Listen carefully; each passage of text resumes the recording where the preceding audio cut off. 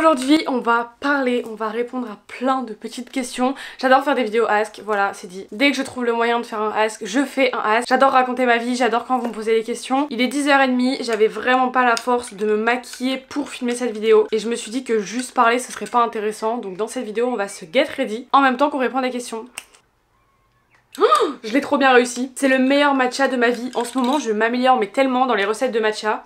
Bon allez, c'est parti. Vous m'avez posé plein de questions sur Instagram, j'ai déjà fait ma petite sélection. On va principalement parler relations amoureuses, année scolaire aussi, vacances, réseaux sociaux, argent. On va parler de plein de trucs. C'est parti. Je sais pas pourquoi je me lance dans une vidéo comme ça alors que je ne suis incapable de faire deux choses en même temps. Comment as-tu vécu ton année scolaire? Alors pour ceux qui savent pas, j'étais du coup en première année d'école de communication à l'ISTC, donc c'est une école qui appartient à l'université catholique de Lille. C'était mon vœu principal sur Parcoursup quand j'étais en terminale, je ne voulais faire que ça. Tout ce que j'avais mis d'autre sur Parcoursup en réalité ça ne m'intéressait pas. Du coup j'ai fait ma rentrée là-bas au mois de septembre, ça s'est très bien passé. Le côté qui a fait que j'ai adoré cette école pendant les portes ouvertes et tout, c'est-à-dire que c'est une petite école, il n'y a pas trop de monde, c'est des locaux qui sont hyper personnalisés à l'effigie de l'école et tout. Je l'ai grave retrouvé en fait quand je suis devenue étudiante de cette école. Et franchement avec du recul, j'ai passé une bonne année scolaire. Mais il y a certains points sur lesquels ça aurait pu être mieux, genre mon investissement dans les cours, etc. J'ai pas beaucoup bossé cette année, j'aurais vraiment pu faire mieux, j'aurais pu avoir de meilleures notes. Par contre quand je dis manque d'investissement, c'était pas pendant les cours, hein. Vraiment pour le coup j'étais assez concentrée, etc. C'était quelque chose de nouveau pour moi, une nouvelle manière de travailler aussi, parce que travailler sur ordinateur j'avais jamais fait. Mais dans l'ensemble ça s'est bien passé, mais juste je suis un peu déçue de moi niveau scolaire, parce que je sais que j'aurais pu donner encore plus de capacité et je l'ai pas fait parce que j'avais la flemme de le faire. Et sinon amicalement parlant, bah ça a été, mais pareil j'ai fait grave le yo-yo, encore des déceptions amicales et tout, enfin bref, de toute façon j'ai l'impression que ma vie a été destinée à avoir des déceptions amicales, à me faire têche de tous les sens, mais dans l'ensemble ma classe trop cool, vraiment adorable. En fait je sais pas comment expliquer, mais je me suis retrouvée dans une classe avec tellement de bienveillance, ça m'a choquée tellement par rapport au lycée où pour le coup genre tout le monde se moquait de tout le monde, et là c'était que genre on t'encourage à faire mieux. Par exemple on avait des cours de développement personnel et dans ces cours là des fois tu devais être tout seul face à ta classe et te mettre dans un personnage et faire le pitre devant tout le monde, et au lycée t'aurais fait ça, tout le monde se serait moqué de toi, et là vraiment c'était genre bah bravo, c'était trop bien ce que t'as fait, c'était cool. Et j'ai validé mon année, d'ailleurs si vous me suivez pas sur Instagram vous le savez pas, mais je suis trop contente, j'ai eu mes résultats de partiel, j'ai validé mon année sans aller au rattrapage. Je n'y croyais pas, j'étais sûre que j'allais aller au rattrapage pour l'éco et je n'y vais pas, genre vraiment je suis choquée. Bon je suis pas hyper bien classée, j'ai pas une moyenne de dingo, mais j'ai validé mon année et c'est tout ce qui compte, franchement c'est le principal. Du coup bah à la rentrée au mois de septembre je retourne à l'ISTC, je suis trop contente. Pour l'été en ce moment j'utilise les sérums teintés de chez Typologie, que ce soit pour le fond de teint et pour l'anti-cerne, j'utilise ça en ce moment, c'est des trop bons produits pour l'été, je vous les conseille de fou. Cette vidéo est sponsorisée par aucune marque. Depuis combien de temps es-tu avec ton copain? Mercredi, donc le 14 juin, ça fera 2 ans qu'on est ensemble, mais je le ressens hyper bizarrement. En fait je me dis genre waouh, ça fait déjà 2 ans, en mode 2 ans c'est passé vite, mais en même temps je me dis seulement 2 ans, genre j'ai l'impression que ça fait beaucoup plus de temps que ça qu'on est ensemble, donc je sais que c'est hyper contradictoire, c'est trop bizarre à dire, mais je sais que ça arrive à plein de gens qui sont en couple de dire ça. Je ne me rappelle plus de ma vie avant d'être avec mon copain, genre je me rappelle plus ce que ça fait d'être célibataire, je me souviens plus ne pas avoir été avec lui à un moment de ma vie. Je sais pas si vous voyez ce que je veux dire, c'est trop bizarre. Genre toute la seconde et la première j'étais célibataire et pour autant je me rappelle plus ce que ça fait. Bon après c'est pas une époque qui me manque, hein, vous inquiétez pas. Tu fais quoi cet été? C'est une question qu'on m'a grave posée même en DM, sur des lives Insta et tout. Les gens n'ont rien compris quand j'ai expliqué que je faisais mon stage pour moi-même. Les gens étaient là en mode mais pourquoi toi t'as le droit de faire ça et pourquoi ta classe ils doivent faire des stages dans la vente? Tout simplement parce que j'ai une entreprise à mon nom, Lolananas est une entreprise, et en fait mon école encourage vachement les auto-entrepreneurs à évoluer. Bon je vous l'accorde, quand on parle d'auto-entrepreneur souvent on pense à des gens qui ont leur propre marque, leur business, etc. Moi c'est pas mon cas, je suis juste influenceuse. J'ai parlé du projet à celui qui s'occupe de l'employabilité dans mon école, donc c'est à dire celui qui s'occupe des stages, etc. Il m'a juste demandé de lui faire une fiche de poste, donc en gros détailler un peu mes projets pour cet été, pourquoi je voulais faire ça, dans quel sens je voulais le faire. Donc voilà, je suis pas moins légitime que quelqu'un d'autre de faire mon stage pour moi-même. Il y a des gens qui sont un peu venus me taper sur les doigts sur Instagram, bon pas beaucoup, hein, vraiment il y a genre 3 personnes, mais les gars genre vraiment je profite profite de mes avantages. Si on m'a offert cette opportunité là, pourquoi je ne devrais pas la saisir? En fait, ce que les gens n'ont pas compris, c'est que l'intitulé de mon stage en première année, c'est relations et ventes. J'aurais dû faire vendeuse dans un magasin pendant au moins 2 mois et je vous avoue que c'est pas un domaine qui m'intéresse. Et donc vu que j'avais la possibilité de faire un truc qui me plaisait pendant 2 mois, au lieu de traîner des pieds pendant 2 mois à aller vendre des habits chez Zara ou je ne sais quoi, parce que c'est pas un milieu qui m'intéresse, sachant que c'était un stage non rémunéré. Donc vraiment pendant 2 mois, j'aurais traîné des pieds pour aller faire un truc qui ne me plaisait pas, ne m'intéressait pas et en plus de ça ne me rapportait rien. Et sinon en termes de vacances et tout, j'ai rien de spécial de prévu. Je pense que je vais pas mal aller sur la Côte d'Opale. Je pense que je vais passer beaucoup de temps aussi avec mon copain. Donc s'il y a des semaines où il n'y a pas de vidéo ou des jours où je suis moins active sur les réseaux et tout, c'est normal. Ça fait depuis le mois de septembre, ok, que j'attends d'avoir vraiment du temps avec mon copain. Mais du temps, genre en mode on a eu une semaine de vacances par-ci par-là quand on les avait en commun. On a des week-ends par-ci par-là. Mais tu sais genre tu penses toujours aux cours que tu vas avoir la semaine d'après. Et du coup ça fait qu'on n'a pas l'esprit totalement reposé quand on se voit. Et ça fait depuis le mois de septembre qu'on attend vraiment d'avoir du temps posé à deux juste, en pensant à rien d'autre qu'à nous deux. Et peut-être que fin août je vais rejoindre mes parents aussi une semaine à Salou en Espagne parce qu'ils partent avec le camping-car. Donc je les rejoindrai peut-être en avion mais pour le moment j'ai rien réservé. Je pense que je ferai vraiment ça en last minute. Je devais aller à Londres aussi mais je suis encore en train de réfléchir à est-ce que j'ai vraiment envie d'y aller, est-ce que je me sens prête à aller là-bas seule. C'est un peu paradoxal dans la mesure où je suis censée partir toute seule pendant 6 mois l'année prochaine mais bon ça je vous en reparlerai après. Toujours avec la pilule ou les préservatifs, si oui as-tu remarqué un changement? Je prends la pilule du coup depuis septembre 2021. Au départ c'était les deux parce qu'en fait la gynéco qui m'a prescrit ma pilule, c'était pas une gynéco d'ailleurs, c'était une sage-femme. Elle m'a dit oui bien attendre la fin de tes 3 plaquettes avant d'enlever les préservatifs. Donc bah moi je l'ai écouté. Après on a attendu quand même un petit moment avant d'arrêter. Mais petit à petit il y a des événements qui ont fait que bah soit on n'avait pas de préservatif sur nous. Et vu que j'utilisais déjà bien ma pilule etc. Il y a des moments où on s'est dit bon bah vas-y on en a pas, tant pis tu vois.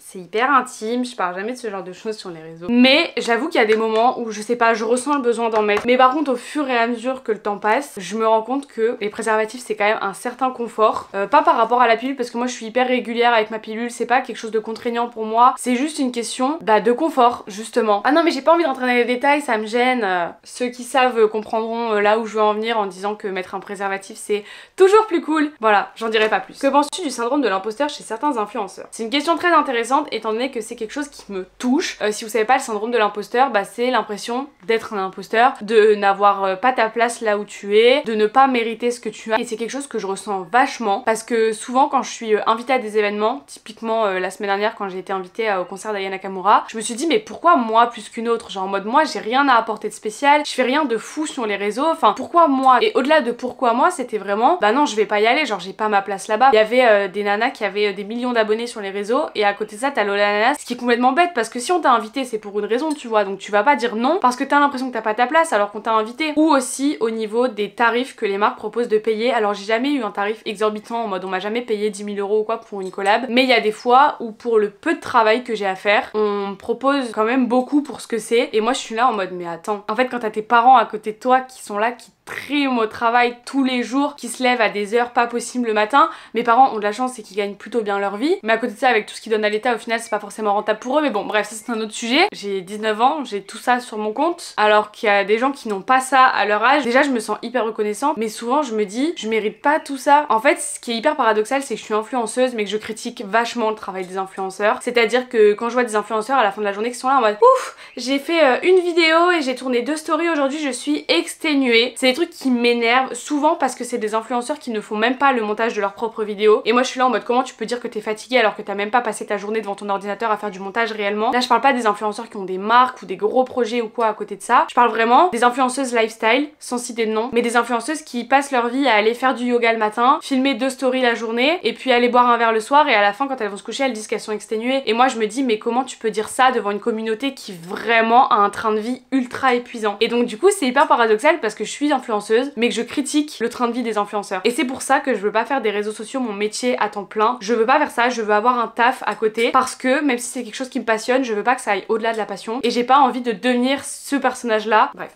je pourrais en parler pendant des heures, ça n'a aucun rapport avec le syndrome de l'imposteur, mais bon bref, c'est quelque chose que je ressens vachement, donc qu'est-ce que j'en pense au final? Je pense que c'est un truc qui est hyper normal, parce qu'on a quand même un métier où on se dit mais en fait, attends, à part raconter ma vie, je fais rien sur les réseaux, pourquoi je reçois des messages de gens qui me disent merci, tu m'as sauvé de la dépression, quand je regarde tes vidéos je me sens trop bien, tu me motives à aller mieux. Donc dans ce métier là je comprends de fou ce syndrome, parce que c'est hyper compliqué à comprendre que toi t'es tout seul derrière ta caméra, mais en fait il y a des milliers de gens qui te regardent. T'as validé ton année à combien? J'ai validé mon année à 12,54 très exactement de moyenne. Franchement c'est pas énorme, mais c'est pas nul non plus hein, je trouve. Est-ce que tu vas réussir à avoir ton appart seul l'année prochaine? La réponse les gars du coup c'est que non, du moins pour le moment ce n'est toujours pas prévu. Comme je l'ai déjà expliqué maintes et maintes fois, mes parents sont propriétaires de l'appartement de ma soeur, donc ce qui fait que là elle vit dans un appartement qui nous appartient, et en fait ma soeur a postulé donc pour des masters l'année prochaine, et elle en a mis certains qui sont pas à Lille, mais le master principal qu'elle veut est à Lille. Donc si elle reste à Lille l'année prochaine, je continuerai à vivre chez mes parents, parce que on peut pas vivre dans un 20 mètres carrés hein. Les gens m'ont dit oui pourquoi tu vis pas avec ta soeur, tout simplement parce que son appartement je crois que ça doit être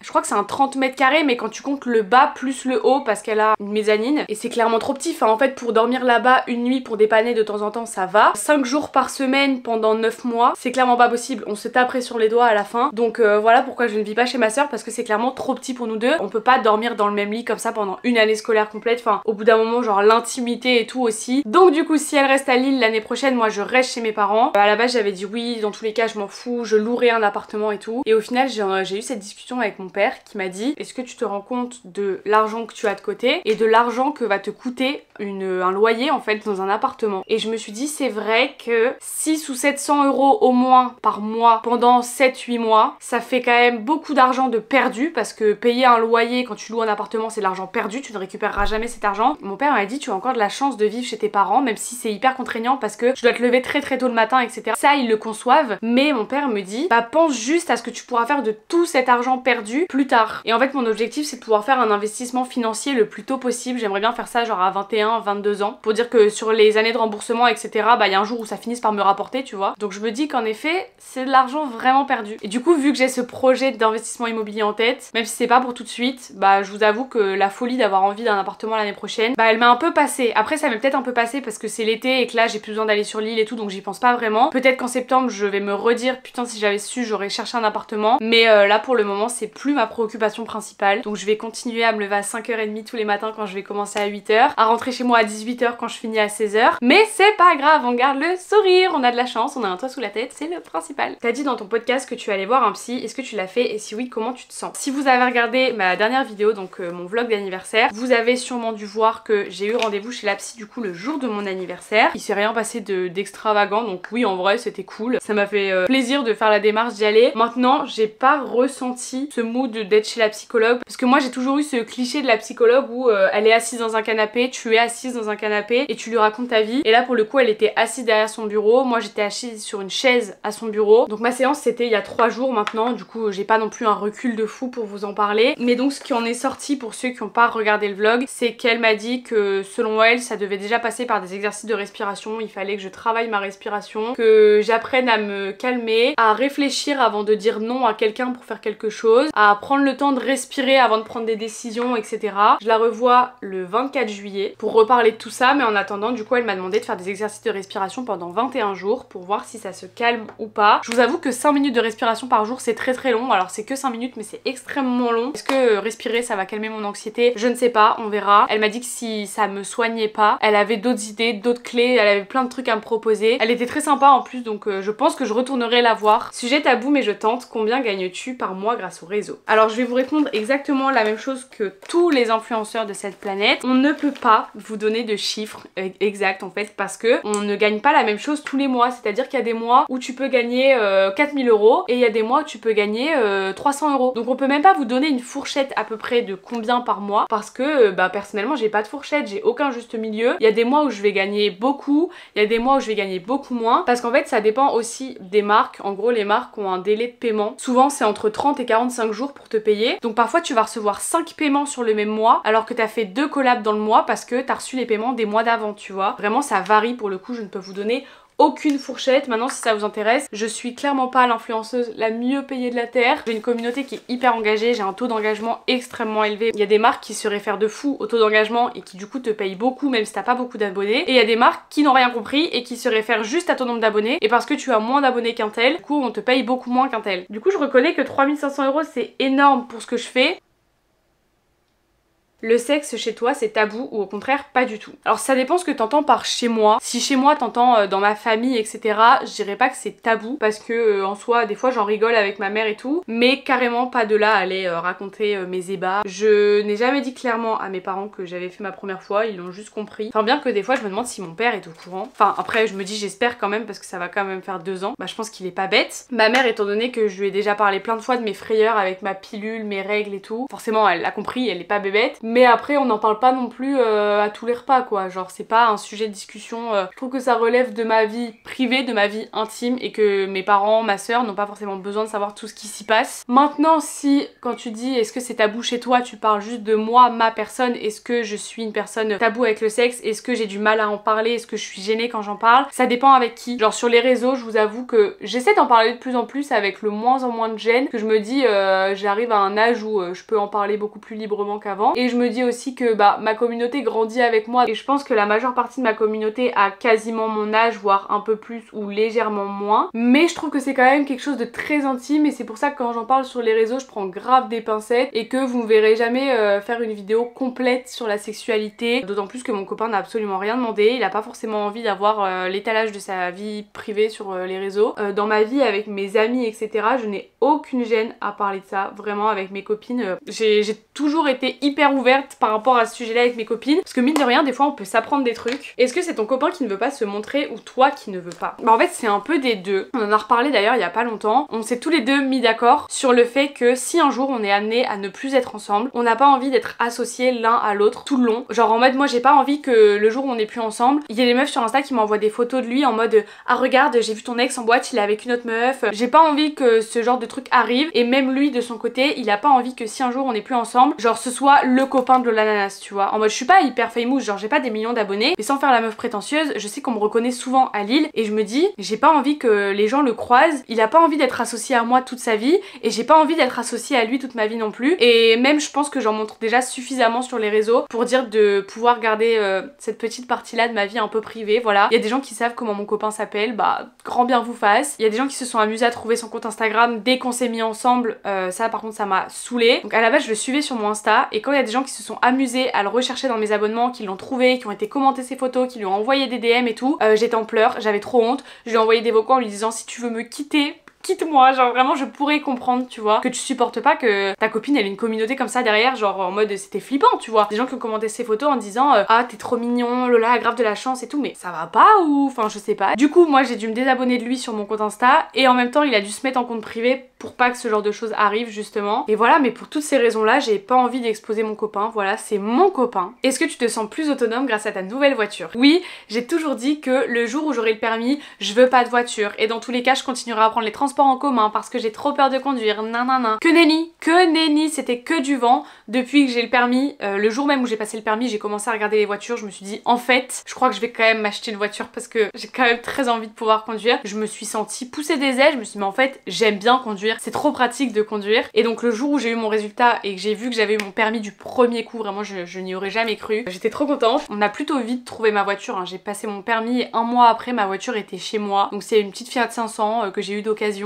enfin d'occasion mais elle m'a quand même coûté un bras, mais bon bref. En plus je suis trop fière parce que c'est moi qui paye ma voiture, donc je suis hyper reconnaissante d'avoir pu m'offrir ça en quelque sorte à mon âge, mais vraiment trop pratique, vraiment c'est trop bien, dès que tu vas aller quelque part tu peux. Et en plus j'ai remarqué que vis-à-vis de mes parents, je me sentais moins obligée de leur demander de faire quelque chose. Par exemple quand je voulais aller chez mon copain c'était est-ce que je peux y aller, même si j'ai 19 ans je continue à demander, tandis que maintenant que j'ai ma voiture je ne demande plus, je préviens, je dis bah là ce soir je vais chez lui tu vois, ou bah là je vais faire des courses. Par contre je préviens toujours mes parents quand je vais quelque part avec ma voiture parce que je suis quand même jeune permis, eux ça les rassure, si jamais il m'arrive quelque chose ils savent que je suis partie quelque part. Mais ça change la vie, hein. Je vous jure que ça change la vie. Si t'as envie d'aller faire des courses là-bas, t'es pas obligé d'attendre que ta mère elle rentre. La semaine dernière je suis allée chez le médecin toute seule pour la première fois de ma vie, Enfin tu fais ta vie en fait quand t'as ta voiture, c'est génial. Donc je conseille à toutes les personnes qui sont en âge de passer le permis, qui ont la possibilité de le faire, je vous jure que ça change une vie, ça rend beaucoup plus autonome, beaucoup plus indépendant, tu te sens trop fière. Moi j'avoue quand je suis au volant je me sens trop fraîche, je pense à tous les gens qui ont mon âge et qui n'ont toujours pas passé le code et je me dis oh,